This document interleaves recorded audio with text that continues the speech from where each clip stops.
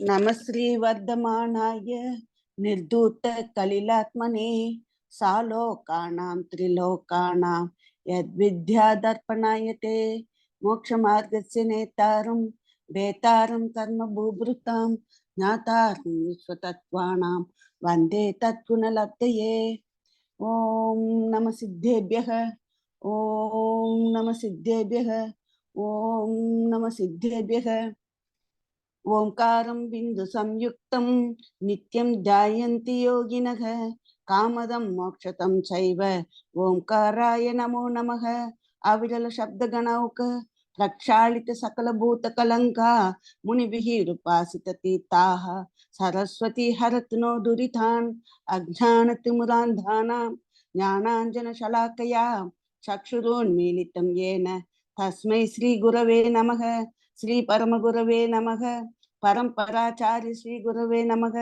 सकुल कलुष विध्वंसकं श्रेयसां परिवर्धकं धर्म संबंधकं भव्य जीव मन प्रतिबोधकारकं इदं शास्त्रं श्री श्रेणिक चरित्र नामधेयं एतन्मूल ग्रंथकर्तारः श्री सर्वज्ञ देवाः तदुत्र ग्रंथकर्तारः श्री गणधर देवाः प्रतिगणधर देवाः तेषां वचानुसारमासाद्य श्री शुभचंद्राचार्येण विरचितं सर्वे श्रोतारः सावधानतया शृण्वन्तु। मंगलं भगवान् वीरो मंगलं गौतमोऽग्नि मंगलं कुंद कुंदाद्यो जैन धर्मोस्तु मंगलं सर्वमंगल मांगल्यं सर्वकल्याणकारकं प्रधानं सर्वधर्माणां जैनं जयतु शासनं जैनं जयतु शासनं ஜைனம் ஜெயத்து சாசனம். அனைவருக்கும் வணக்கம். நேற்றைய பதிவுல நம்ம சமவசரணம் அதை பத்தி பார்த்தோம் இல்லையா. சமவசரணத்துல போய் பகவான் மகாவீரர் வணங்குறது, அவர் சொல்ற தர்மங்களை கேட்கறது, ஸ்ரேணிக ராஜா என்ன பண்ணாரு, அதை பார்த்தோம். இன்னைக்கு தொடர்ந்து பார்க்கலாமா? இது 13வது அத்தியாயம். இந்த அத்தியாயத்துல முதல்ல அந்த 4 வரி ஸ்லோகம் கொடுத்திருக்காங்களே, அது என்ன அர்த்தம் பார்க்கலாம். முதல்ல, கணசுவாமி முனிகளில் சிறந்தவர் கௌதம கணதரர் என்று அழைக்கப்பட்டார். பக்தி பாவத்துடன் நமஸ்காரம் செய்து அபயகுமாரும் மகிழ்ச்சி அடைந்தார். வினயத்துடன் கூடி முனிவரிடம் தன் பூர்வ ஜென்ம கதையை கேட்டார். முனிவர் மகிழ்ச்சி அடைந்து கூறத் தொடங்கினார், ஞானி வாசகர்களே கேளுங்கள். இந்த அத்தியாயத்துல இதான் இருக்க போகுது. இந்த ஸ்லோகத்துல இதுதான் சொல்றாங்க. அதாவது கௌதம கணதரர் தான் கணசாமி. அவர் முனிகளில் சிறந்தவர். அவர்கிட்ட பக்தி பாவத்தோட அபயகுமார் போய் வணங்கி தம் சரித்திரத்தை கேட்கிறாரு. முனிவர் சொல்றாரு அப்படிங்கிறது தான் இந்த அத்தியாயத்தோட கண்டென்ட். கண்டென்ட் தமிழ் என்ன, அது இதுல கூறப்பட்டது அதான். அதை நம்ம பார்க்கலாம். அபயகுமாரின் பூர்வபவம். இதற்கு பிறகு மகாராஜா ஸ்லேனிகரின் மூத்த மகனும் மிகவும் புத்திசாலியுமான அபயகுமார் கணதர சுவாமி முனிகளில் சிரேஷ்டமான கணதரரிடம் தன்னுடைய பூர்வபவ வாழ்க்கையின் கதையை கூறும்படி கைகட்டி வினயமாக பிரார்த்தித்தார். அவர் சீக்கிரமாகவே முக்தி அடைய போகும் நிகட பவ்யர் என்பதை அறிந்து பரம உபகாரி கௌதம கணதரர் கூறத் தொடங்கினார்.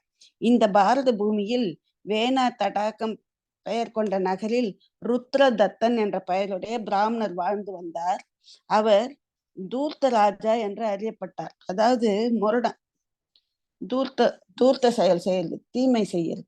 அதனால அது தூர்த்த ராஜானே பெயர் வச்சாங்களாம், அவ்வளவு முரடன். ஒரு முறை அவர் தீர்த்த யாத்திரைக்கு சென்றார். அவர் வழியில் உஜ்ஜயினி நகரத்தை அடைந்த போது அங்கே அருகதாசர் என்ற சேட்டு ஒருவர் வாழ்ந்து வந்தார். அவர் மனைவியின் பெயர் ஜினமதி. பதி பத்னி இருவரும் ஜைன தர்மத்தில் அசையாத நம்பிக்கையுடன் வாழ்ந்து வந்தனர். ருத்ரதத்தன் சாயங்காலம் கடந்து அருகதாசரின் வீட்டுக்கு சென்று உணவை யாச்சித்தார். அப்போது சேட்டின் மனைவி ஜினமதி உடன் இருந்தார். இரவு சமயத்தில் உணவை கேட்டதை கேட்டு அவர் கூறினார், இரவு ஆகிவிட்டது, நான் எப்படி தங்களுக்கு உணவளிக்க முடியும்? ருத்ரதத்தன் தன் ஆச்சரியத்தை வெளிப்படுத்தி கேட்டார், ஹே பத்ரே, இரவில் உணவை கொடுப்பதிலே அல்லது கொடுப்பதிலோ அல்லது சமைப்பதிலோ ஏன் உங்கள் சம்மதமின்மையை வெளிப்படுத்துகிறீர்கள்? அவருடைய கேள்வியை கேட்டு ஜனமதி கூறினார், ஹே விருந்தினரே, இந்த நேரத்தில் உணவு உண்பதால் பல உயிர்கள் உயிரிழக்கும் பயம் ஏற்படுவதால் இந்த நேரத்தில் உணவு உண்பதை ஆச்சாரியர்கள் தடை செய்திருப்பதால் இரவு நேரத்தில் உணவு பரிமாற இயலாமையை வெளிப்படுத்தினேன். இரவில் உண்பது அவரது ஆன்மாவின் அழிவு, பாவ உதயம் மற்றும் கோர துக்கத்துக்கு காரணமாக அமையும்.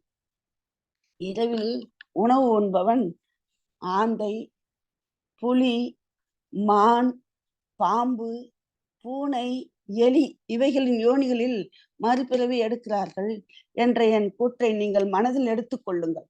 இரவில் உணவு உண்ணாமல் இருப்பவர்கள் அனந்த சுகத்தை அடைகிறார்கள் மற்றும் இம்மை மறுமை துன்பங்களிலிருந்து தூர இருக்கிறார்கள். எனவே இந்த நேரத்தில் தங்களுக்கு உணவு வழங்காததற்கு மன்னிப்பு கேட்டுக்கொள்கிறேன். நீங்கள் நாளை காலை என் இடத்திற்கு வந்து உணவு ஏற்றுக்கொள்ளுங்கள் என்றார். தர்மாத்மா ஜனமதியின் வார்த்தைகள் அந்த பிராமணரின் இதயத்தில் ஆழமாக ஊடுருவின. அவரும் அந்த நிமிடத்திலிருந்து இரவில் சாப்பிடுவதில்லை என்று உறுதி எடுத்தார். மறுநாள் அங்கேயே உணவு அருந்திவிட்டு ஒரு ஜைனருடன் கங்கையில் ஸ்நானம் செய்ய சென்றார். வழியில் சென்று கொண்டே இருந்த போது ஒரு அரச மரம் இருந்தது. அரச மரம் மிகவும் பெரிதாகவும் அதன் கிளைகள் பருத்தும் இருந்தது. அதில் அநேக விதமான பறவைகள் கூட்டமாக அந்த மரத்தின் இனிமையான பழங்களை சுவைக்க அங்கே அமர்ந்திருந்தன. மரத்தை சுற்றிலும் பெரிய பெரிய துண்டுகளாக கற்கள் குவிந்திருந்தன. இதை கண்ட பிராமணர் பக்தி பரவசமடைந்தார். அந்த அரச மரத்தை தெய்வமாக கருதி ருத்ரதத்தன் அதை பக்தியுடன் வணங்கி 3 முறை வலம் வந்து துதிக்க ஆரம்பித்தார். அவருடன் வந்திருந்த ஜைனர் அவரின் மித்யாச்சாரத்தை கண்டு கூறினார், ஹே கற்றறிந்த பிராமணரே, நீங்கள் எந்த தேவதைக்கு பூஜை செய்கிறீர்கள்? அந்த தெய்வத்தின் பெயரின் பெருமைகளையும் விவரிக்கவும். ருத்ரதத்தர் கூறினார், ஹே சேட்டு, இது போதி கர்மா என்ற கடவுளாக கூறுகிறார்கள். இதில் பகவான் விஷ்ணு வசிக்கிறார். அவர் விரும்பினால் நமக்கு நன்மை தீமை அனைத்தையும் செய்ய முடியும். பிராமணரின் இந்த புகழ்ச்சி நிறைந்த கூற்றை கேட்ட வைசியர் பிராமணரின் பூஜைக்குரிய தெய்வத்தை, அதாவது அரச மரத்தை தாக்கினார். இதை செய்து அதன் இலைகளை பறித்து தரையில் பரப்பி அதன் மீது அமர்ந்து சேட்டு கூறினார், ஹே அந்தனரே, உங்கள் பகவானின் மகிமை எங்கே போனது என்று தேடுங்கள். நீங்கள் எந்த பிரமையில் சிக்கிக் கொண்டீர்கள்? இது வெறும் தாவரம் மட்டுமே. இதனால் ஒன்றும் நடக்காது. மரம் மனிதனுக்கு என்ன தீமை செய்ய முடியும்? அப்பொழுது ருத்ரதத்தன் அந்த வைசியரின் இந்த நடத்தையால் கோபமடைந்து, இவர் என் கடவுளை அவமதித்து விட்டார், எனவே அவருடைய கடவுளை நானும் அவமதிப்பேன் என்று மனதிற்குள் நினைக்க ஆரம்பித்தார். ஆனால் அவர் தன் உணர்வுகளை தனக்குள் ரகசியமாக வைத்திருந்தார். வெளியே வைசியரிடம் கூறினார், ஹே பந்துவே, தெய்வத்தை சோதிக்க ஒருவரை தலைவராக்குவது அவசியம். அந்தணன் உள்ளத்தில் ஏதோ தீய உணர்வு இருப்பதை வைசியர் புரிந்து கொண்டார். இப்படி நினைத்து கொண்டே கூறினார், ஹே அந்தனரே, இந்த மரம் ஜட ஜீவனாகும். இதற்கு ஒரு இந்திரிய உணர்வு இருக்கிறது. இந்த அரச மரத்திற்கு மனிதனை போன்ற புத்திசாலித்தனம் இருப்பதாக நீங்கள் நினைக்கிறீர்களா? இது பட்சிகள் வசிக்கும் இடம். சம்சாரத்தில் உள்ள ஜீவராசிகளின் சுப அசுப கர்மங்களே சுக துக்கத்தை தருபவை. உண்மையை தீர்மானிக்க அவைகளுக்கு மட்டுமே போதுமான சக்தி உள்ளது. தர்மாத்மாவான மனிதர்களுக்கு தேவதைகள் கூட சேவை செய்கிறார்கள். ஆனால் யாருடைய வாழ்க்கை பாப்பமயமாக இருக்கிறதோ அவர்களை அவர்களுடைய பிரியமான உறவினர்கள், நண்பர்கள் மற்றும் சொந்த குடும்பத்தாரை கூட தங்கள் உறவை முறித்து கொண்டு தனியாக போய்விடுகிறார்கள். இதன் மூலம் அந்த வைசியர் பிராமணரின் உள்ளத்தில் வேரூன்றி இருந்த தவறான எண்ணத்தை, தேவமுடம், அதாவது அவர் மனசுல என்ன இருந்தது, தேவமுடம், கடவுளை பத்தி தவறான அகற்றினார். இதற்கிடையில் இருவரும் கங்கை கரையை அடைந்தனர். கங்கையின் புனிதமான கரையை அடைந்ததும் வைசியர் உணவு உண்ணத் தொடங்கினார். ருத்ரதத்தா அதில் குளிக்க தொடங்கினார். குளித்த பிறகு தன்னுடைய முன்னோர்களுக்கு தர்ப்பணம் செய்தார். பின் அவர் வைசியர் அருகில் சென்றார். வைசியர் ருத்ரதத்தனிடம் கேட்டார், ஹே அந்தனரே, என்னுடைய மீதி உணவை உண்ணுங்கள், உங்களுக்காக வைத்திருக்கிறேன். ருத்ரதத்தன் கடுமையான கோபமான குரலில், அரே அதம, நீ என்ன சொல்கிறாய்? உன் எச்சில் உணவை நான் சாப்பிடுவேனா என்றார். வைசியன் கூறினார், ஹே பந்து, கங்கை நீரின் மகிமையால் அந்த எச்சில் உணவு பவித்திரமாகிவிட்டது. இந்த எச்சில் உணவை சுத்திகரிக்கும் அளவுக்கு கூட கங்கை நீருக்கு மகிமை இல்லை எனில் அதன் பெயர் எப்படி பாப மோட்சணி என்று இருக்கக்கூடும்? பாவத்திலிருந்து மோட்சம் அதாவது விடுதலை கொடுக்கிறது அப்படின்னு அதுக்கு பேராம் கங்கைக்கு. அதனால இந்த உணவை தூய்மைப்படுத்த கூட அதால முடியலைன்னா அப்ப பாப்பம் மோச்சினி பாபத்தை எப்படி அழிக்கும் அப்படின்னு கேட்கிறார். நீங்கள் கங்கை நீரில் குளித்தால் சுத்தி அடைகிறீர்கள் என்று கூறினீர்கள். அப்படியெனில் மீன்கள் எப்போதும் கங்கை நீரில் இருக்கின்றன, படகோட்டிகள் எப்போதும் கங்கை நீரில் நீராடுவார்கள். பிறகு ஏன் அவர்கள் அனைவரும் நேராக சொர்க்கத்திற்கு செல்லக்கூடாது? நீங்களே பதில் கூறுங்கள். வெளியே குளிப்பதன் மூலம் அந்தரங்க சுத்தி ஏற்படாது என்று நான் உறுதியளிக்கிறேன். ஆத்ம சுத்தி தவம், விரதம், நியமம், தர்மம், தியானம், க்ஷமா, அதே போல சுத்த ஆச்சரணம் மூலம் ஏற்படுகிறது. எப்படி மதுக்குடத்தின் மேல் 1000 முறை கழுவினாலும் சுத்தம் ஏற்படாதோ அதே போல இந்த பாப ரூபமான தேகம் எதில் அப்ரமா முதல் பாபம் வியாபித்திருக்கிறதோ, இந்த தேகத்துல என்னென்ன பாவம்லாம் வியாபித்திருக்கிறது இல்லையா, இந்த பாபரூபமான தேகம் மேலே குளிப்பதன் மூலம் சுத்தம் எப்போதும் ஏற்படாது. அது ஞான ரூபமான தீர்த்தத்தில் குளிப்பதால் மட்டுமே சர்வாங்கமும் சுத்திகரிக்கப்படுகிறது. எப்படி நெய் பாத்திரம் சுத்திகரிக்காவிட்டாலும் தூய்மையாக இருக்கிறதோ அதே போல ஞான தீர்த்தத்தில் ஸ்நானம் செய்யும் மனிதர்களின் அந்தரங்க பாவனை பவித்திரமாக ஆகிறது. இப்படியும் கூறப்படுகிறது. மனம் தயாராக இருந்தால் கங்கை சொம்புக்குள், கங்கை நம்ம மனசு தயாரா இருந்ததுன்னா ஒரு சொம்புக்குள்ளவே கங்கையை அடைச்சிடலாமா, அந்த மாதிரி. எனவே மனிதன் தவறான பற்றுதல்களை கைவிட்டு மன சுத்திகரிப்புக்காக தொடர்ந்து பாடுபடுவது அவசியம். அல்லது அவனது மொத்த சுத்திகரிப்பு இருப்பு எல்லாம் முழுமையாக பயனற்றதாகிவிடும். ருத்ரதத்தன் வைசியலின் உபாயம் இணைந்த வார்த்தைகளை கேட்டு தீர்த்த ஸ்நானம் என்ற மூடத்தா பாவத்தை தியாகம் செய்தார். அதே நேரத்தில் அங்கே ஒரு துறவி அக்னி புகையில் சுவாசித்து பஞ்சாக்னி தவம் செய்து கொண்டிருந்தார். வைசியர் ருத்ரதத்தனை அவர் அருகில் அழைத்து சென்று பஞ்சாக்னியில் எரியும் பல உயிர்களை காட்டி அவருடைய இதயத்தில் பாஷண்டி தவத்தில் இருக்கும் மூட நம்பிக்கையை என்றென்றும் அவர் இதயத்திலிருந்து நீக்கினார். இதற்கு பிறகு அந்த வைசியர் ருத்ரதத்தனுக்கு உபதேசம் செய்தார். ஹே அந்தனரே, வேதத்தில் ஹிம்சை செய்வதற்கு ஆதரவாக ஒரு சூத்திரம் கூட இல்லை. பாருங்க, வேதத்துல ஒண்ணு கூட இல்லை, ஆனா இவங்களே கற்பிச்சுன்னு செஞ்சுக்கிறாங்க அப்படிங்கிறதுதான் சொல்றாங்க. அதில் வன்முறை என்ற வார்த்தை கூட அச்சம் தருவதாக கூறப்பட்டுள்ளது. புனித தவத்தில் பாசாங்குத்தனத்தை ஆமோதிப்பவர்களே ஹிம்சை போன்ற பாவங்களை செய்பவர்கள் ஆவர். இவங்களே ஒரு வேதங்களை எழுதிக்கிட்டு அதுல இந்த மாதிரி பலி கொடுக்கறது இதெல்லாம் கொண்டாந்து வச்சிட்டாங்க இல்லையா. அதனால இவர் சொல்றாரு, வேதத்துல ஹிம்சன்றதுக்கு ஆதரவு ஒரு சூத்திரம் கூட கிடையாது அப்படின்னு. இவர்களை மக்கள் எப்படி ஏற்றுக்கொள்வார்கள் என்பது என் புரிதலுக்கு வரவில்லை. என்னது, புனித தவத்தில் பாசங்குத்தனத்தை ஆமோதிப்பவர்களே ஹிம்சை போன்ற பாவங்களை செய்பவர்கள் ஆவர். இவர்களை மக்கள் எப்படி ஏற்றுக்கொள்வார்கள் என்பது என் புரிதலுக்கு வரவில்லை. உலகில் ஏதாவது ஒரு தர்மம் தயையின்றி இருந்தால் பிறகு மாம்சாகாரி பூனை, புலி, பறவை, வேடன் முதலியவை எல்லாவற்றுக்கும் மேலாக தர்மத்தை ஊக்குவிப்பவர் என்று அழைக்கப்படுவார். இந்த இந்த மாதிரி ஹிம்சைக்கு தயவு இல்லாத இருக்கிற மதம் அப்படின்னாவே பூனை, புலி, மாம்சாகாரி இவங்கெல்லாம் கூட அந்த தர்மத்தை ஊக்குவிப்பார்னு நம்ம சொல்லலாம் அப்படிங்கிறாங்க. எப்போது புனித செயலில் தர்மத்தின் பெயரால் ஆட்டை பலியிடுவது கட்டாயம் என்று புரிந்து கொள்ளப்பட்டதோ அப்பொழுது திருடர்களும் கொள்ளையர்களும் செல்வத்தின் மேலுள்ள பேராசையால் ஒருவனை கொல்லும் போது அவர்களை நாம் எதற்காக கொலைகாரன் என்று அழைத்து அவனை அவமதிக்கின்றோம்? ரெண்டும் ஒண்ணுதானே. இவனை மட்டும் ஏன் நம்ம கொலைக்காரன்னு சொல்றோம் அப்படிங்கிறார். அவனுடைய செயல் அநியாயம் நிறைந்தது என்றும் பாவமயமானது என்றும் ஏன் கூறுகிறோம்?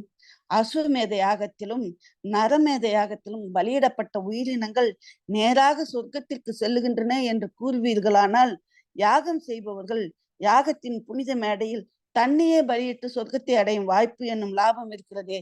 அவங்க ஏன் வேற மிருகத்தையோ வேற மனிதரையோ பலியிடுறாங்க? தானே பலி கொடுத்து நேர சொர்க்கத்துக்கு போலாம் இல்லையா அப்படின்னு கேட்கிறாரு. ஹே அந்தனரே, தர்ம சாஸ்திரம் அல்லது லோக சம்பிரதாயம் என்ற போர்வையில் நடக்கும் வன்முறையை எந்த தர்மமாவது ஆதரித்தால் அந்த தர்மமே அந்த தர்மத்தை கொள்வதற்கு சமம். பிராமணர் ருத்ரதத்தா வைசியலின் ஆலோசனையிலிருந்து ஆகம மூடத்தாவை தியாகம் செய்து சமயத்துவத்தில் தன்னுடைய ஸ்ரத்தையையும் பக்தியையும் வெளிப்படுத்தினார்.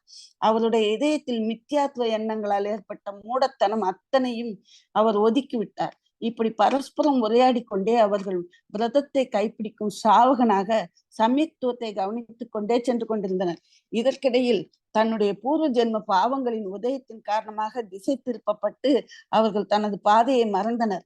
4 பக்கம் மிகவும் அடர்ந்த கோரமான காட்டு சாம்ராஜ்யத்தில் வழிகாட்டுபவர் எங்கிருந்து வருவர்? இப்படியாக 2 பேரும் திசை தவறி ஆளுக்கு ஒரு பக்கம் போயிடுறாங்க. இப்படியாக திசை தவறிய காரணத்தால் இருவரும் வெவ்வேறு இடத்திற்கு சென்றனர். அவர்களின் கூட்டு சிதைந்தது. ருத்ரதத்த பிராமணர் இதயத்தில் ஒரு தீவிரமான வைராக்கிய பாவம் உற்பத்தியாகியது. அவர் துறவியாகி 4 விதமான ஆகாரங்களை தியாகம் செய்தார். தன் மரணத்திற்கு பின் அவர் தேவலோகத்தில் போய் பிறந்தார். அங்கே அவர் தேவிகளோடு நீண்ட காலம் சுகமாக சமயத்தை கழித்து உன்னுடைய உருவத்தில் ஜென்மம் எடுத்துள்ளார். நீயும் இந்த பிறவியில் ஜெயின தர்மத்தினை கடைபிடித்து தவம் செய்து சித்த பதவியை அடைவார். இப்படி அபயகுமாரரின் பூர்வ ஜென்மத்தின் கதையை கூறிவிட்டு கௌதம கணதரர் மௌனத்தில் ஆழ்ந்தார். அடுத்தது தந்திகுமாரரின் பூர்வ ஜென்ம கதை. இந்த தந்திகுமாரரின் பூர்வ ஜென்ம கதைன்னு வரும்போதுதான் எனக்கு ஒரு சந்தேகம் வந்தது.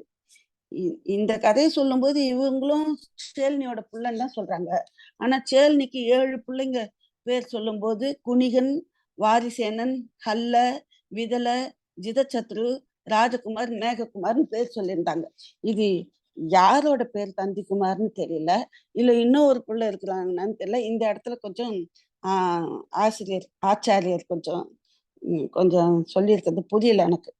8வது பிள்ளையா இல்ல இதுல ஏதாவது இந்த ராஜகுமார்னு சொன்னாங்களே அது பேர் சொல்லாம வெறும் ராஜகுமார்னு எழுதிட்டாங்களா என்னன்னு தெரியல, படிக்கலாம். இதற்கு பிறகு தந்திகுமார் கைகளை கட்டி கொண்டு வினயமாக தன்னுடைய பூர்வ ஜென்ம விவரங்களை கேட்டார்.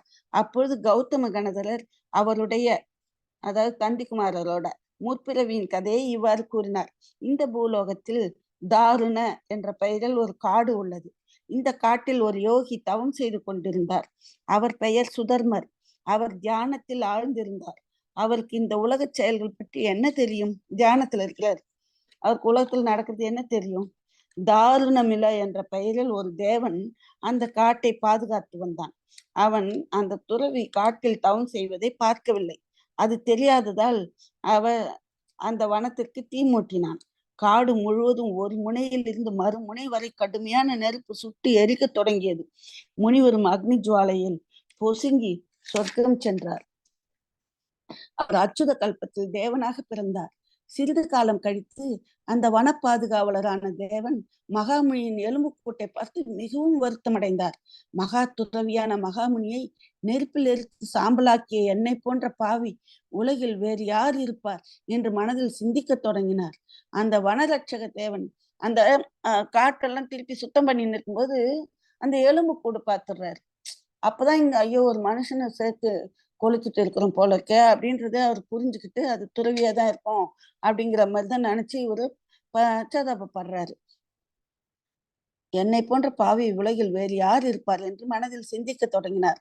அந்த வனரட்சக தேவனின் தேவ ஆயுளும் முடிவுக்கு வந்து விட்டது. எனவே அவரும் உடனடியாக மரணம் அடைந்தார். அந்த தேவன் அதே வனத்தில் மிகப்பெரிய தேகமுடைய மனதை கவரக்கூடிய யானையாக பிறந்தார். ஒரு நாள் ஆஷ்டானிக பருவத்தின் புனிதமான சந்தர்ப்பத்தில் அந்த முனிராஜரின் உயிர் சொர்க்கத்துல போய் பிறந்திருக்கு இல்லையா, அந்த உயிர் அச்சுத கல்பத்து தேவன் அவர் அன்னீஸ்வர தீபத்தை வணங்குவதற்கு வந்தார். தாருண காட்டு வழியாக சென்ற அவர் வனரட்சக தேவனின் உயிர் ஒரு கஜராஜனாக இருப்பதை பார்த்து தன்னுடைய புஷ்பக விமானத்திலிருந்து இறங்கினார். அவருக்கு ஜாதி ஸ்மரணம் ஏற்பட்டது. அதன் பலனாக அவர் தனது முந்தைய பிறவியைப் போலவே தியானம் செய்து தவத்தில் ஈடுபட்டார். தேவர்கள்லாம் தவம் செய்ய முடியாது அப்படின்றாங்க இல்லையா, இது அவனுக்கு தான் தான் அந்த முனிவர்னு காட்டுறதுக்காக இவங்க இந்த மாதிரி பண்றாரு. தேவன் தியானம் செய்யறது மாதிரி அந்த விக்ரியால பண்றாரு.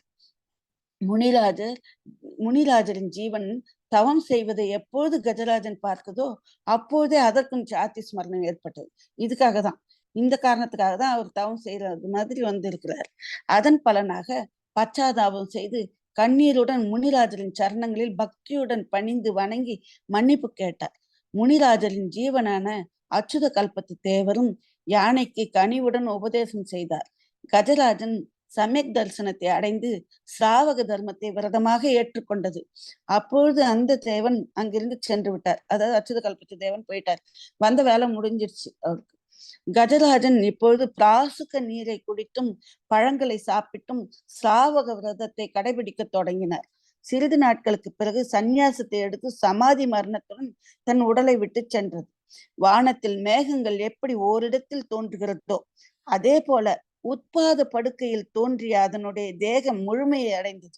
அவர் காதுகளில் கேயூரம் அழகை கொடுத்து கொண்டிருந்தது. அவருடைய மார்பில் ஹாரம், தலையில் அழகான தங்கம் பதித்த கிரீடம் மிகவும் அழகை அள்ளி வழங்கியது. எல்லா திசைகளிலும் நறுமண வாசனை வியாபித்திருந்தது. அவருடைய அங்கம் முழுவதும் அழகான நகைகள் மற்றும் நேர்த்தியான ஆடைகள் அலங்கரித்துக் கொண்டிருந்தது. இப்படியே தன்னை முழுமையாக சந்தோஷமாக பார்த்த தேவன் மனதிற்குள் நினைத்தார், அட, நான் யாரு? நான் எப்படி இந்த அறியாத இடத்துக்கு வந்தேன்? நான் முன்பு எங்க வாழ்ந்தேன்? என் முன்னே இந்த தேவ சுந்தரிகள் தங்களுடைய வெளிப்பாடுகளை காட்டி தங்கள் நாட்டியத்தின் மூலம் அவர்களிடம் ஏன் என்னை ஆக்கர்ஷணம் செய்கிறார்கள்? அட, நான் எங்கு சென்று விட்டேன்? இந்த விதமாக நினைத்து நினைத்து தன் அவதி ஞானத்தின் சிறப்பால் மொத்த நிகழ்வுகளையும் அறிந்து கொண்டார். எப்பொழுது அவர் தான் கஜராஜனின் யோனியில் இருந்து இந்த தேவலோகத்துக்கு வந்திருப்பதை அறிந்து கொண்டாரோ அப்பொழுது விரதங்களின் மகிமையால் தான் இப்படிப்பட்ட அற்புதமான அதிசயம் நடந்திருக்கிறது என்று உறுதி செய்து கொண்டார். இப்பொழுது ஆனந்தமாக தேவாங்கனைகளுடன் சுகபோகங்களை அனுபவிக்க தொடங்கினார். ஆனால் அவரது இதயத்தில் ஜைன தர்மத்தின் பால் நம்பிக்கை உணர்வு முன்பு இருந்தது போல அப்படியே இருந்தது. அவர் அவ்வப்பொழுது நந்தீஸ்வர தீவுக்கு சென்று சித்த பரமேஷ்டிகளை வணங்கி பூஜிக்க தொடங்கினார். அந்த தேவனை சொர்க்க சுகத்தை அனுபவித்த பிறகு ராணி சேல்னாவின் கர்ப்பத்தில் வந்து உன்னுடைய ரூபத்தில் ஜென்மம் எடுத்திருக்கிறார். இந்த தந்திக்குமார் தான் இந்த ரூபத்துல வந்திருக்கிறார். மகாராஜா ஸ்ரேனிகர் தன் 2 மகன்களின் பூர்வபவ கதைகளை கேட்ட பின் தனது இதயபூர்வமான மகிழ்ச்சியை வெளிப்படுத்தினார். எல்லோருடைய உள்ளத்திலும் ஜைன தர்மத்தின் மீது பேரார்வம் எழுந்தது. அனைவரும் நம்பிக்கையுடனும் பயபக்தியுடனும் பகவானின் திருவடிகளில் வணங்கிவிட்டு ராஜகிருக நகருக்கு புறப்பட்டனர். மகாராஜா ஸ்ரேனிகர் இதயத்தில் பகவானின் புனிதமான தரிசனம் மற்றும் உபதேச அமிர்தம் காரணமாக அபூர்வமான ஆனந்தத்தை அனுபவம் செய்தார். மகாராஜா ஸ்ரேனிகர் செல்வாக்கு எங்கும் பரவியது. அவரது வலுவான ஆட்சியின் செல்வாக்கின் காரணமாக பெரிய பெரிய மன்னர்களும் பேரரசர்களும் அவருக்கு கீழ்ப்படிதலை ஏற்றுக்கொண்டனர். இதன் விளைவாக மகாராஜா ஸ்ரேனிகர் மகா மண்டலேஸ்வர் என்ற பட்டத்தை அடைந்தார். மகாராஜா மேற்கண்ட பதவி ஏற்று ஒரு குடை கீழ் ஆட்சி செய்ய தொடங்கினார். அவருடைய பிரதாப ரூப சூரியன் பூமி முழுவதும் பிரகாசிக்க தொடங்கியது. தேவர்கள் சோதனை எடுத்தார்கள். தலைப்பு: மகாராஜா ஸ்ரேனிகரின் புகழ் மற்றும் பெருமை பற்றிய செய்தி தேவேந்திரனை எட்டியது. அப்பொழுது ஒரு நாள் இந்திரன் சபையில் உள்ள தேவர்களிடம், ஹே தேவகணங்களே, தற்பொழுது நிகழ்காலத்தில் ஆரியவர்த்தியில் மகாராஜா ஸ்ரேனிகன் ராஜ்யம் செய்து வருகிறார். அவர் விலை மதிக்க முடியாத சமயக் தரிசனத்தை தரித்திருக்கிறார். இவருடைய சமயக் தரிசனம் மிக தெளிவாகவும் பறந்து விரிந்ததாகவும் இருக்கிறது. அதற்கு ஈடாக மற்றொரு உதாரணத்தை இந்த உலகில் பார்ப்பது முடியாது. அவருக்கு ஈடாக ஒரு பெரிய மரத்தை ஒப்பிட்டாலும் அது மிகையாகாது. மித்யா தர்சன வடிவான யானை அவருக்கு எந்த தீங்கும் செய்ய முடியாது. அவருடைய சமயக் தர்சன வடிவமான அந்த மரம் பெரிய சாஸ்திரங்களைப் போல மிகவும் வலிமையான தேவர்கள் சமநிலையில் இருக்கிறது. அது கெட்ட சகவாசத்தின் அச்சுகளை வெட்டுவதற்கு உதவியாக இருக்கும். அதே போல கூசாஸ்திர வடிவான காட்டுக்கு முன் அந்த வேர்கள் ஸ்திரமாக ஆகியிருக்கிறது. அவருடைய சமயக் தர்ஷன வடிவான விசாலமான மரத்தின் திட்டமான வேர்கள் சாஸ்திர வடிவ நீரினால் தெளிக்கப்பட்ட காரணத்தால் எதன் மூலமாகவும் அது சின்னாபின்னமாகாது. இப்படிலாம் அவரோட சமயக் தர்ஷனத்தை வர்ணனை பண்ணி இந்திரன் சொல்றாரு. மகாராஜா ஸ்ரேனிகரின் சமயக் தரிசனத்தை தேவேந்திரன் பாராட்டிய நேரத்தில் தேவர்களின் கூட்டம் தங்கள் ஆச்சரியத்தை வெளிப்படுத்தினர். அவர்களில் 2 தேவர்கள் மகாராஜா ஸ்ரேனிகரை பரீட்சித்து பார்க்க நினைத்தனர். அவர்கள் தேவேந்திரன் ஏன் தானே சென்று ஒரு மனிதனை போற்ற வேண்டும் என்று மீண்டும் மீண்டும் மனதிற்குள் நினைத்து கொண்டார்கள். ஒரு தேவேந்திரன் ஏன் ஒரு மனுஷனை போய் போட்டுறாரு அப்படின்னு அந்த 2 தேவர்களும் நினைக்கிறாங்களாம். இது சாத்தியமே இல்லை, சாத்தியமற்றது. எந்த மனிதனுக்கும் அத்தகைய அதிசயம் இருக்க முடியாது.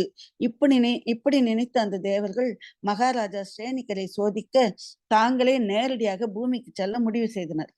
ஒருவர் கையில் கமண்டலத்துடன் நிர்கிரந்த முனிவராகவும் மற்றொருவர் ஆரியக்காவாகவும் உருவெடுத்தனர்.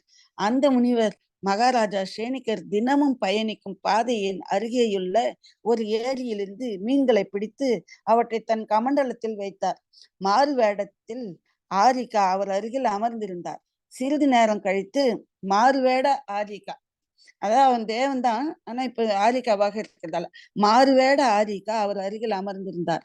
சிறிது நேரம் கழித்து வழக்கம் போல குதிரையின் மீதேறி ஸ்ரேனிகராஜன் அந்த பாதையில் சவாரி செய்து வந்தார். ஏரிக்கரையில் மீன் பிடிப்பதில் மூழ்கி இருந்த முனிவரை கண்டு குதிரையில் இருந்து இறங்கி அவர் அருகில் சென்று அவரை வணங்கி, ஹே முனிராஜரே, என்ன செய்து கொண்டிருக்கிறீர்கள்? பவித்திரமான முனி ரூபம் எங்கே? பின் ஏன் இந்த ஹிம்சை செயல்? மக்கள் என்ன கூறுவார்கள்? இப்படிப்பட்ட வேஷத்தில் இருந்து கொண்டு இந்த மாதிரியான வெறுக்கக்கூடிய செயலை செய்வது சரியா என்றார். அந்த மாயாவி தேவன் பதிலளித்தார், ஹே மனிதர்களின் அரசரே, நரபதின்றாங்க இல்லையா, அதுதான் அப்படி டிரான்ஸ்லேட் பண்ணிருக்கிறார். இந்த ஆரிகா கர்ப்பவதியாக இருக்கிறார். இவர் தொந்தரவு காரணமாக நான் மீன் பிடிக்கிறேன். தொந்தரவு பண்றாங்க, கர்ப்பவதியா இருக்கிறதால மசக்கைக்கு சாப்பிடறதுக்கு கேட்கிறாங்க, தொந்தரவு பண்றாங்க, அதுக்காக நான் மீன் பிடிக்கிறேன்றார். இந்த விஷயத்தில் துளி கூட என் தோஷம் இல்லை என்பதை கட்டாயம் புரிந்து கொள்ளுங்கள் என்றார். மகாராஜா ஆச்சரியத்தை வெளிப்படுத்தி கேட்டார், நீங்கள் இப்படிப்பட்ட துஷ்கர்மம் மூலமாக முனி ரூபத்திற்கே களங்கத்தை ஏற்படுத்தவில்லையா? எந்த முனி ரூபத்தில் இருப்பவருக்கும் இப்படிப்பட்ட தவறான செயல் போற்றுதலுக்குரியதா? இந்த கொடிய குற்றத்திலிருந்து உங்கள் புனிதமான விரதத்தை பாதுகாக்குமாறு நான் வேண்டி கேட்டுக்கொள்கிறேன். அந்த வஞ்சக வேடதாரி முனிவர் பணிவான வார்த்தைகளில் கூறினார், இந்த கோரமான காட்டில் தற்செயலாக இந்த ஆரிகாவின் அறிமுகம் எனக்கு கிடைத்தது. இவர் கர்ப்பவதியாக இருக்கிறார். இவர் மீன் சாப்பிட விருப்பம் தெரிவித்தார். இப்படிப்பட்ட சூழ்நிலையில் இவருடைய விருப்பங்களை நிறைவேற்றுவதுதான் சரி என்று நான் கருதினேன். அவர் என்னுடன் இருக்கும்போது அவர் விருப்பத்தை பூர்த்தி செய்வது என் கடமை. இப்பொழுது என்னால் அவருடைய இருப்பை தியாகம் செய்ய முடியாது. இத்தகைய சூழ்நிலையில் நான் என்ன செய்ய வேண்டும் என்று சொல்லுங்கள் என்றார். மகாராஜா ஸ்ரேனிகர் கூறினார், நான் உங்களிடமிருந்து முழு கதையும் கேட்டிருக்கிறேன். ஆனால் நீங்கள் எனது ஆலோசனையை ஏற்றுக்கொண்டால் நான் கூறுவது என்னவென்றால், இந்த நேரத்தில் நீங்கள் அணிந்திருக்கும் முனிவேடத்தின் கண்ணியத்தையாவது காப்பாற்றுங்கள் என்பதுதான். உங்கள் தோற்றத்தை பார்த்தால் நீங்கள் ஒரு நிர்கிரந்த மாமுனி என்று ஒவ்வொரு மனிதரும் புரிந்து கொள்வர். ஆனால் இப்படிப்பட்ட துர்க்கர்மம் எந்த ரூபத்தின் மூலமாக பவித்திரமான பாவனை உதயத்துக்கு வருகிறதோ அந்த பவித்திர பாவனையை அழித்துவிடும்.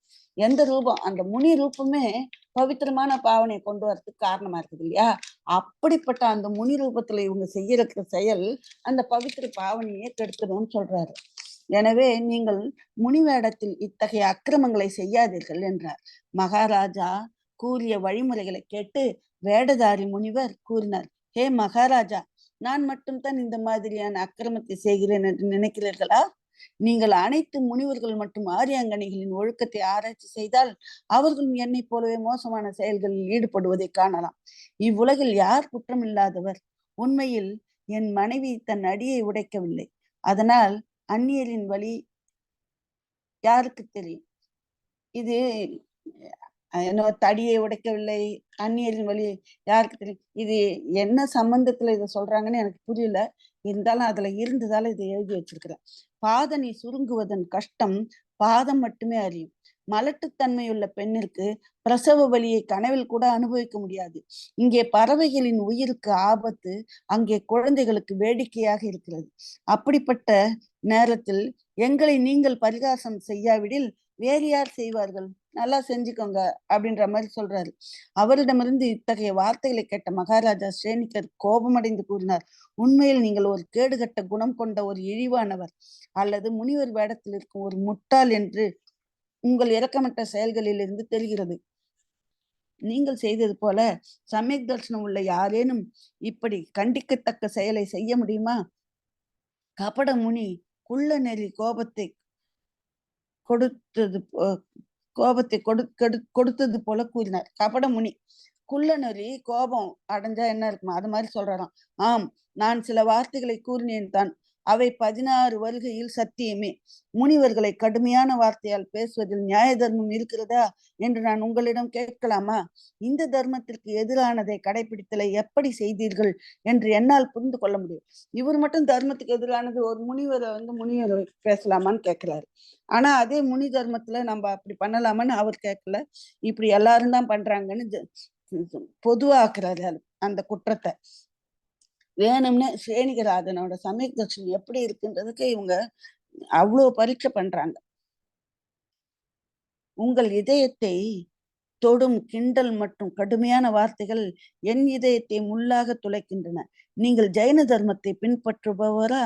அப்படி பின்பற்றுபவர்கள் தபஸ்வி முனியர்களின் மனதில் துக்கத்தை தங்கள் வஞ்சகமான நையாண்டி மூலம் உருவாக்க வேண்டும் என்பதுதான் ஜெயின சித்தாந்தமா என்றார். மகாராஜா சேனிகர் கூறினார், உங்கள் செயல்களில் இருந்து உங்கள் உள்ளத்தில் சம்வேகம் முதலிய குணங்கள் இல்லாது போனதால் சமயக் தர்ஷனம் முற்றிலும் மறைந்து விட்டது என்பது தெளிவாக தெரிகிறது. உலகில் உள்ள எத்தனையோ பெரிய அறிவாளிகளும் நீதிமான்களும் யோகிகளும் அதே போல சாஸ்திரத்தில் வல்லுநர்களும் உங்களை போன்று கண்டிக்கத்தக்க செயல்களை ஒருபோதும் செய்வதில்லை. எனவே உங்களை அவர்களில் ஒருவராக எண்ண முடியாது. இந்த அக்கிரமத்தை உங்கள் மனதில் நினைத்து பார்த்தீர்களா?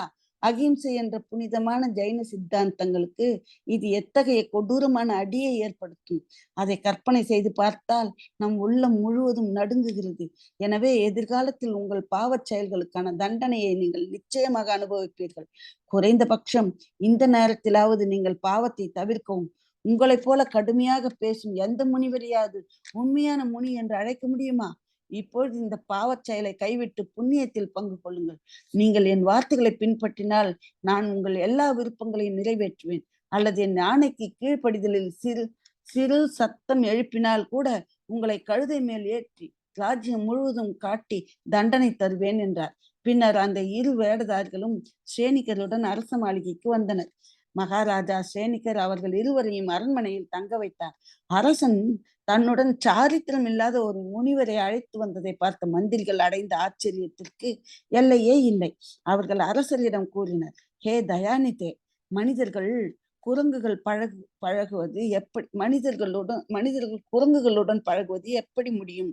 நீங்கள் சாய்க்கு சமய திருஷ்டியாக இருக்கிறீர்கள். தாங்கள் இப்படி சாரித்திரம் கெட்ட முனி ஆரிக்காவுடன் சேர்ந்திருப்பது எப்படி முடியும்? தயவு செய்து அவர்களின் சகவாசத்தை விட்டுவிடுங்கள். தாங்கள் இப்படி பாதையில் இருந்து தவறி விழுந்தவர்களுக்கு வணக்கம் செலுத்துவதன் மூலம் உங்கள் சமயக் தரிசனத்தில் அதிச்சாரத்தை ஏற்படுத்திக் கொள்கிறீர்கள். மகாராஜா சேனிகர் தன்னுடைய மதியுக மந்திரிகளின் வார்த்தைகளை கேட்டு, ஹே மந்திரிகளே, நான் அவருடைய துராச்சாரத்திற்கு வணக்கம் செலுத்தவில்லை. அவர் அணிந்திருக்கும் சாது வேஷத்திற்கு மட்டும்தான் வணக்கம் செலுத்தினேன். இதனால் என்னுடைய சமயக் தரிசனத்திற்கு எந்த விதத்திலும் அதிச்சாரம் ஏற்படாது. அதிச்சாரம்னா குற்றம் ஏற்படாது, தோஷம் ஏற்படாதுன்றார். தோற்றத்தில் குற்றம் இல்லை, ஆம், ஆச்சாரத்தில் எப்பொழுதாவது ஏற்படலாம். எனவே இவருக்கு வணக்கம் செலுத்திய பின்னும் நான் குற்றமற்றவன் என்றார். அதே நேரத்தில் வஞ்சகமாக மாறுவேடம் தரித்த அந்த இரு தேவர்களும் மகாராஜா சேனிகரின் பெயர் அப்படியே அவர் குணமும் என்று புரிந்து கொண்டார். தேவேந்திரன் அவரை பற்றி பாராட்டிய அத்தனையும் ஒரே மூச்சாக சத்தியமானவைகளே. இவ்வாறு எண்ணிய இரு தேவர்களும் தங்கள் நிஜ உருவில் தோன்றி மகாராஜா ஸ்ரேனிகர் மற்றும் மகாராணி சேல்னாவின் பாதங்களில் பக்தி பாவத்துடன் வணங்கி அரச தம்பதிகளை தங்க சிம்மாசனத்தில் அமர்த்தி கங்கை நீரால் அபிஷேகம் செய்து விதிமுறைப்படி பூஜை செய்தனர். இவ்வாறு அவர்களின் குணங்களை துதித்து பாடி அந்த தேவர்கள் இருவரும் மிகுந்த மகிழ்ச்சி அடைந்தனர். அதன் பிறகு அரசரிடம் அனுமதி பெற்று அந்த தேவகணங்கள் தங்கள் இருப்பிடத்திற்கு திரும்பினர். எனவே மகாராஜா ஸ்ரேனிகர் போன்ற சமயக் திருஷ்டிகளை மகிமை வாய்ந்த தேவர்கள் கூட பக்தியுடன் வணங்குகிறார்கள். தேவேந்திரன் கூட புகழ்ந்து போற்றுகிறார் என்பது உண்மைதான். எனவே சமயக் தரிசனத்தின் மகிமையை விட நேரடியான விளைவுகளை காட்டக்கூடிய வேறு ஒரு வழி இந்த உலகத்தில் இல்லை. இதோட அந்த 13வது அத்தியாயம் முடியுது. இப்ப 14வது அத்தியாயம் ஆரம்பிக்குது. இதுல அந்த முன்னாடி இருக்கிற 4 வரி ஸ்லோகத்துக்கு அர்த்தம் படிக்கலாம்.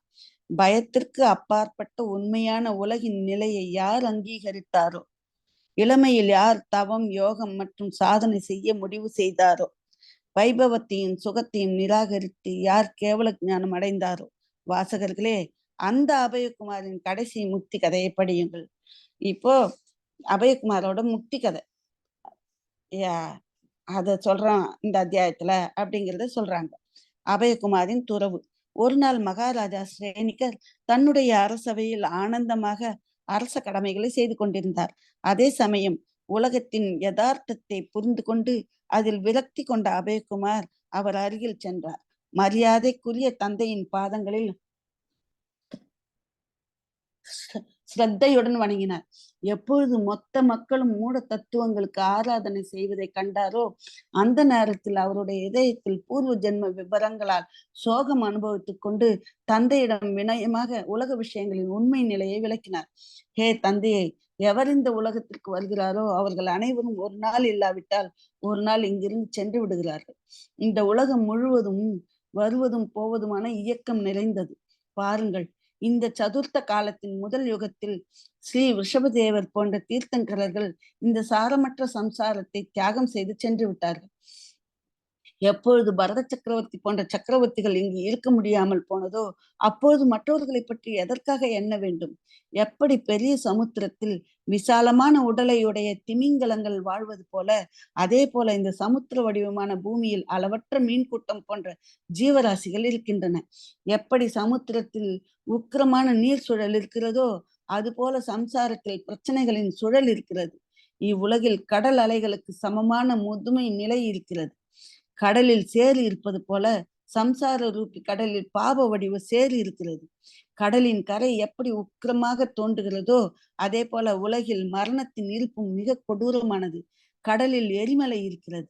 அதே போல சம்சாரத்தில் 4 கதிகளுக்கு சமமான எரிமலைகள் இருக்கின்றன.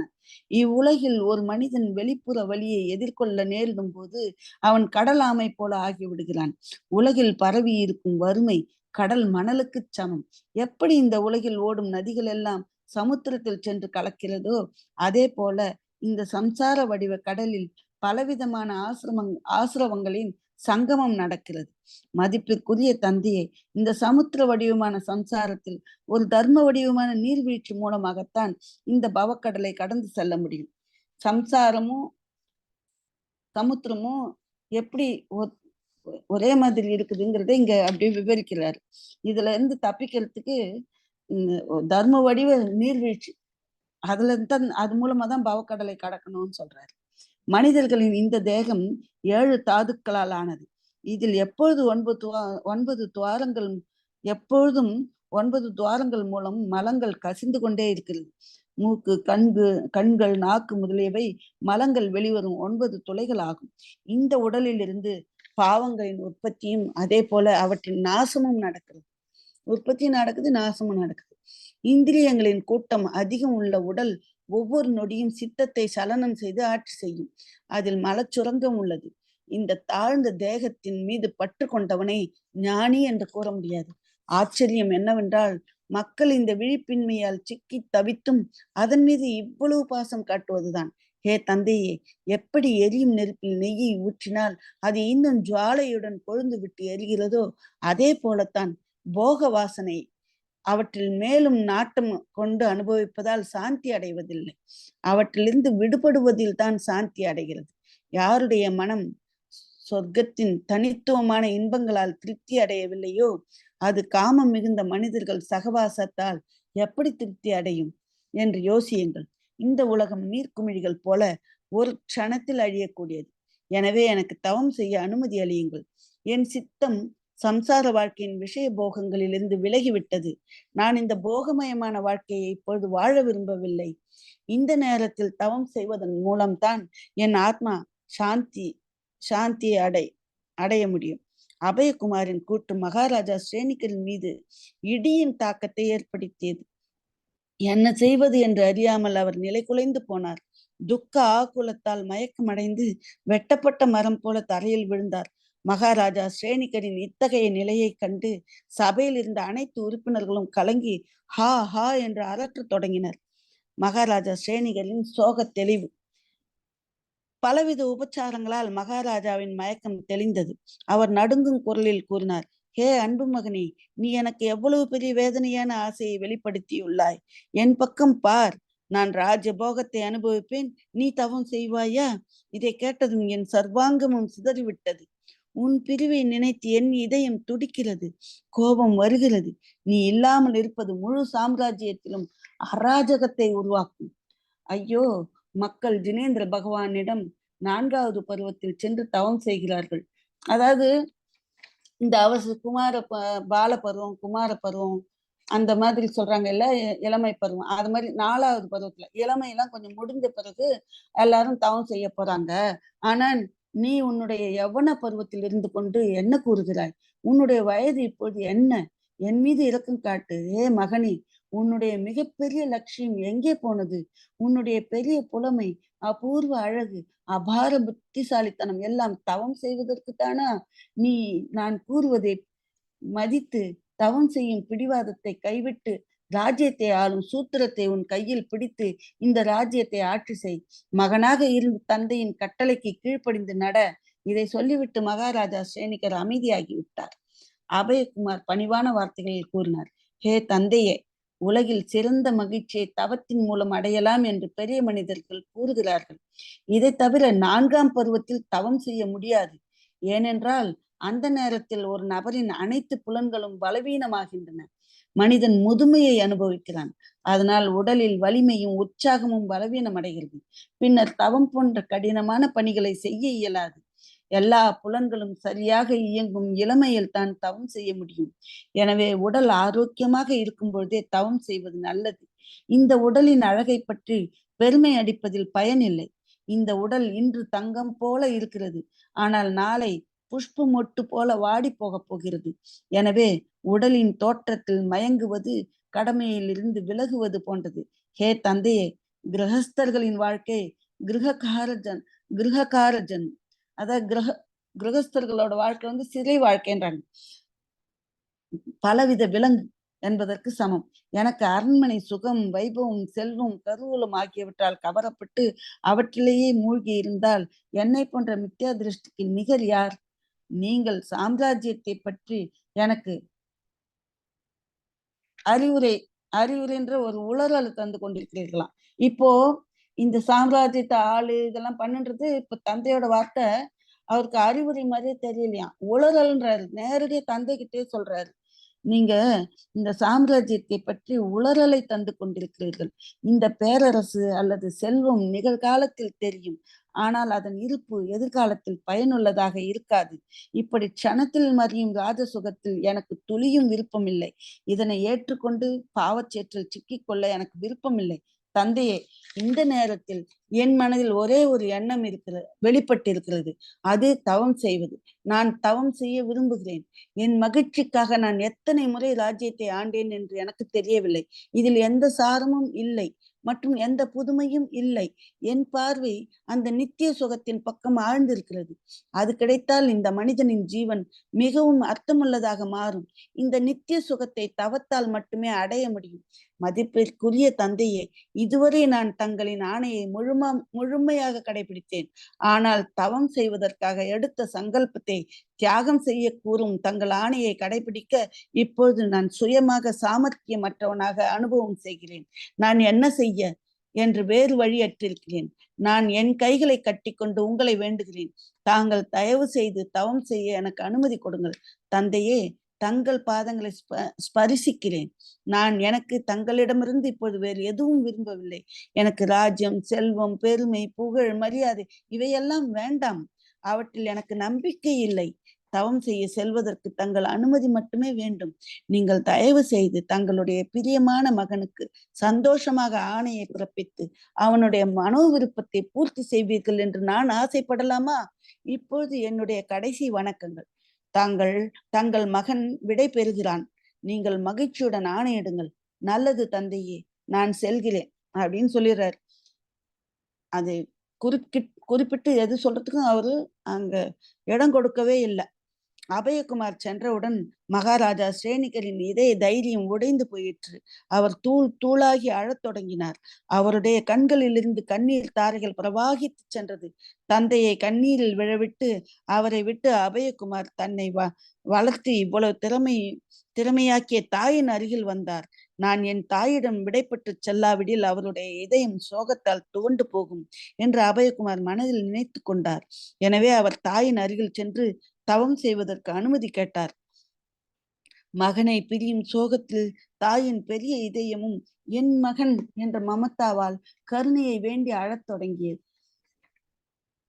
அபயகுமார் எப்படியாவது தாயிடம் பொறுமையாக இருந்து அவரது அருகில் எப்படி அம்மா கிட்ட போ அப்பா கிட்ட தைரியமா சொல்லிட்டாரு. ஆனா அம்மா கிட்ட போறதுக்கு கொஞ்சம் துணிவு வரல பாருங்க. ரொம்ப பொறுமையா அவங்க கிட்ட வராராம். அவர் அவருக்கு உலகம் அர்த்தாங்கினி என்ற பதம் வழங்கியது. ஆனா அங்கத்துல பாதி கணவனோட அர்த்தாங்கனி மனைவி இல்லையா? ஆனால் அவள் மனைவி என்ற வார்த்தையாலேயே அதிகம் அழைக்கப்படுகிறாள். அந்த நேரத்தில் அபயகுமாரின் உயிருக்கும் இனியவள் அதாவது இந்த அர்த்தாங்கினி இது தாயிடம் பொறுமையா சொல்லிட்டாங்க. இப்ப அர்த்தாங்கினியை பத்தி சொல்றாங்க. அர்த்தாங்கினின்னா அபயகுமாரோட அர்த்தாங்கினி. அவங்க அந்த நேரத்தில் அபயகுமாரின் உயிருக்கும் இனியவள் தன்னுடைய கணவனின் வாயிலிருந்து தவம் செய்யும் பாவனையை கேட்டு அந்த நேரம் அவள் அடைந்த மனக்கலக்கம் கற்பனை செய்வதற்கு கூட முடியாததாக இருந்தது. அவளுடைய துக்கத்தின் ஆழமறிய சமுத்திரத்தின் அடியற்ற ஆழத்தில் மூழ்குவதற்கு சமமாக இருந்தது. மிகுந்த முயற்சியால் அபயகுமாரர் தன் மனைவிக்கு ஆறுதல் கூறினார். இப்பொழுது அவர் சுதந்திரமாகி குடும்ப பந்தங்களிலிருந்து விடுபட்டார். இவ்வாறே தன்னுடைய முழுமையான இளமை பருவத்தில் உலகின் அனைத்து வைபவங்களின் மேலும் வைராக்கியம் செய்து அபூர்வமான ஆத்ம சந்தோஷத்துடன் அபயகுமார் தன் வீட்டை தியாகம் செய்தார். தன் வாழ்வின் காலை பொழுதில், அதாவது ஆரம்பம், இளமை காலத்தோட ஆரம்பம், அதனால காலை பொழுதுன்றாங்க. காலை பொழுதில் இல்லாமல் உக்கிரமான மத்தியான வேளையில் தியாகி வேடம் தரித்து தன் ஆதர்ச உதாரணத்தை முன்வைத்த இந்த மாதிரியான வேறு ஒரு உதாரணத்தை உலகில் காண முடியுமா? காலை ரொம்ப ரொம்ப பால பருவத்துல இல்லாம மத்தியான வேலையிலன்னா கரெக்டா அந்த யுவ பருவத்துல அவர் போறாரு. இது மாதிரி ஒரு உதாரணத்தை காட்ட முடியுமான்றாங்க. இந்த ஆரிய பூமி இப்படிப்பட்ட ரத்தினங்களை பெற்றுள்ளது. அவர்கள் தங்கள் ஆதர்சத்தினால் உலகம் முழுவதையும் மூழ்கடித்துள்ளனர். அதன் பிறகு யானையின் மீது ஏறி அபயகுமார் விபுலாச்சல மலையின் பக்கம் சென்றார். அவருடன் அவர் சிறிய சகோதரர் கஜகுமாரரும் இருந்தார். விபுலாச்சலத்தில் இந்த கஜகுமாரருக்கு சிறிய எத்தனையோ ராணிகள் இருக்கிறாங்க. அது மாதிரி அவங்களோட பிள்ளைங்களாம இவங்களுக்கு சகோதரர் தானே.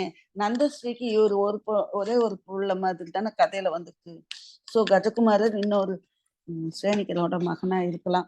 இந்த கஜகுமாரர் கதை தான் தலையில அந்த தீ வச்சாங்களா அந்த கதையான்னு தெரியல. ஏன்னா இதுல கஜகுமாரர் பேர் மட்டும் வந்திருக்கு, அவரோட கதை இல்லை.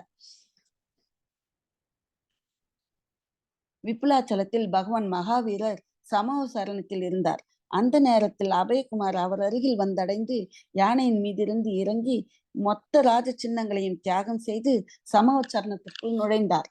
தீர்த்தங்கர பகவானை 3 முறை வலம் வந்து வணங்கி அவரை ஸ்துதி செய்தார். பின் கௌதம கணதரரை வணங்கி அவரிடம் தீட்சை அளிக்கும்படி வேண்டினார். அவர் அந்த நேரத்தில் இருந்து தன் ஆடை ஆபரணங்களை தியாகம் செய்து தன்னுடைய பல உறவினர்களுடன் கடும் தவம் செய்ய தொடங்கினார். அபயகுமார் 13 விதங்களில் தன் சாரித்திரத்தை கடைபிடித்து தியானத்தின் மூலம் பக்தியை அடைய விரும்பி பரமபதத்தை ஆராதனை செய்வதில் ஆழ்ந்தார். ஹே வாசகர்களே, ஒரே படம், அதன் 2 பக்கங்களை கவனியுங்கள். சிறிது காலத்திற்கு முன் அபயகுமார் உலகின் மிக உயர்ந்த சுகங்களை சுகித்து தன் சுகமய வாழ்க்கை வாழ்ந்து கொண்டிருந்தார். பூவை போல மென்மையான படுக்கையில் உறங்கினார். யோகி ஆன பின் போக சுகங்களை உதறி தள்ளிவிட்டு பாறை படுக்கையில் ஆனந்தமாக உறங்கினார். அவர் பனிக்காலத்தில் அரச மாளிகையில் அழகிய பெண்களுடன் போக விலாசங்களை அனுபவித்து வாழ்க்கை நடத்தினார். குளிர்காலத்தில் குளிர்ச்சி தரும் சலசலக்கும் உக்கிரமான காற்று வீசும் நதிக்கரையில் இப்பொழுது அசையாமல் தியானம் செய்கிறார். கோடை காலத்தில் வாசனை திரவியங்கள் சேர்க்கப்பட்ட குளிர்ந்த மழை நீரை எடுத்துக்கொண்டு அரண்மனையில் மகிழ்ச்சியாக வாழ்ந்தார். இப்பொழுது ஆடி மாதத்தின் சுட்டெரிக்கும் வெயிலில் மலை உச்சியில் அமர்ந்திருக்கிறார். மழைக்காலத்தில் அரண்மனையில் வசித்து வந்த இளவரசர் இன்று மரத்தடியில் இருந்து கொண்டு அரண்மனையில் இருந்ததை விட மகிழ்ச்சியாக இருக்கிறார். மிக விலை உயர்ந்த ஆடைகளை அணிந்து வந்த குமாரர் இப்பொழுது திகம்பரராகி ஆனந்தத்துடன் தவத்தில் மூழ்கியுள்ளார். தங்க பாத்திரங்களில் அறுசுவை உணவை உண்டவர் இன்று பாணி பாத்திரத்தில், பாணின்னா கையால தானே உணவை இருக்கிறாங்க, அதனால பாணி பாத்திரம்னு சொல்லுவாங்க. அதை பாணி பாத்திரத்தில் கிடைத்த பிட்சையின் எளிமையான உணவை ஏற்று யோகத்தை முறையாக சாதனை செய்து கொண்டிருக்கிறார். வாகனமின்றி நடந்தே செல்லாதவர் இப்போது முள்கள் நிறைந்த பூமியில் ஈரியா சமித்தியோடு நடந்து செல்லும் பொழுது அரண்மனை சுகத்தை விட அதிக மகிழ்ச்சியை அனுபவித்துக் கொண்டிருக்கிறார். எவர் 10 அடுக்கு மாளிகையில் உறங்கினாரோ அவர் இப்பொழுது மலையின் குகையில் உறங்கி அரண்மனையை விட அதிக மகிழ்ச்சி அடைகின்றார். அவருடைய புலமையை பெரிய பெரிய கவியர் கர்வியான ராஜா மகாராஜாக்கள் புகழாவிடினும் அவர்களே தன் தன்னலமற்ற முனிராஜரான அபயகுமாரரை போற்றி புகழ்கின்றனர். அவரு அரண்மனையில இருந்து ரொம்ப புத்திசாலியா இருந்து புகழ் பெற்று இருந்த போது பொறாமையால பெரிய பெரிய ராஜாக்கள் அவர் புகழாம இருந்திருப்பாங்க. ஆனா அவங்க இப்ப ஒரு முனி வாழ்க்கை வந்த பிறகு அவங்களே வந்து பாராட்டுறாங்களாமா. சிற்றின்ப வாழ்க்கையை நடத்திய இளவரசன் தியானத்திலும் தவத்திலும் தூய உணர்வுகளின் சாரத்தை ருசித்துக் கொண்டிருந்தார். அரச மாளிகையில் அழகிகளின் மெல்லிசை ராகங்களை ரசித்த அபயகுமார் சுடுகாட்டில் நரிகளின் ஊளையிடும் சப்தத்தை கேட்டு ஆனந்தமாக இருக்கிறார். தங்கள் குடும்பத்தில் அன்புக்குரிய மகன்களுடன் நேரத்தை கழித்தவர் இப்பொழுது பயமற்று காட்டில் தனியாக அலைவதில் சிறப்பான மகிழ்ச்சி அடைகிறார். ஹே வாசகர்களே, உலகின் சிறந்த அரச இன்பங்களை துறந்து மக்களின் வேண்டுதல்களில் இருந்து பாராமுகமாகி துறவேற்ற இவரை நீங்கள் பார்க்கிறீர்களா? முனிவர் அபயகுமார் நீண்ட நாட்கள் வரை கடும் தவம் மற்றும் பரிஷகங்களை பொறுத்தல் மூலம் காதி கர்மங்களை வெற்றி பெற்றார். அவர் தூய தியானத்தின் பிரபாவத்தால் கேவல ஞானம் அடைந்தார்.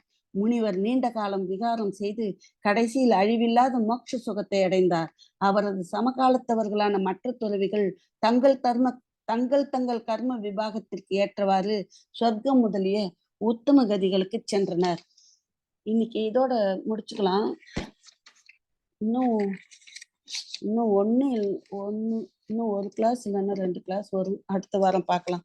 அனைவருக்கும் நன்றி, வணக்கம். ஓகேங்க ஆண்டி. யாராவது எதனா சொல்ல விரும்புறீங்களா?